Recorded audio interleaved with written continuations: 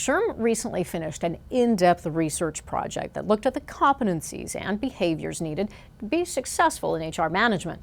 With more on this research and how it can help in your career development, here's our interview with Alonso, SHRM's Director of Thought Leadership.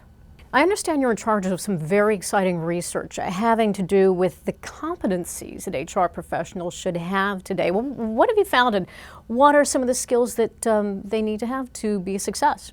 So what we've learned is that individuals really need two core areas to be successful as HR professionals. The first is to have basic understanding and knowledge and expertise of a core set of areas, similar to what we have in SHRM's learning system. Okay. Then the other piece of it is translating what you know to business success. And the key there is having competency in a set of behaviors. Do all these skills apply equally across all levels? Some are more important depending upon what level you're at in your career, but they are all the most critical set of competencies. In other words, in our research, we found that these are the 9 most important competencies necessary for success as an HR professional, and that's universal across several samples. A sample of 1,200 HR professionals in focus groups, as well as a sample of nearly 40,000 professionals via survey.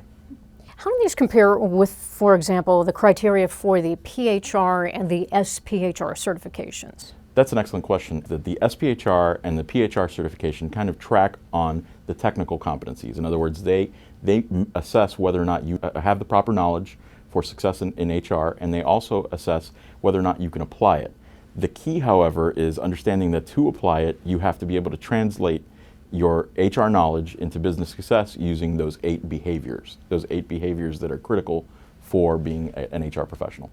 How did you make sure that this research really reflects what's going on in HR and business? So the key for us was really to ensure that we had a representative sample.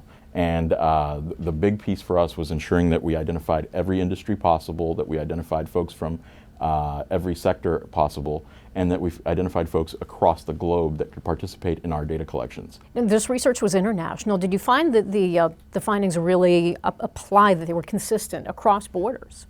I'd say that about 90% of what we found was very consistent across borders. So when I say that, what I mean is that the same 9 competencies were consistent across borders regardless of where we went. So when is everyone going to get a chance to look at the entirety of the results of your research? How are they going to be used to help the profession, and what's next? So what we're doing is we're going to go ahead and launch our competency model at the SHRM 2012 annual conference in Atlanta, Georgia. Everyone will have access to it, and it'll be available on our website also. Our goal is to serve the profession and ensure that the profession gains access to these particular competencies in this model.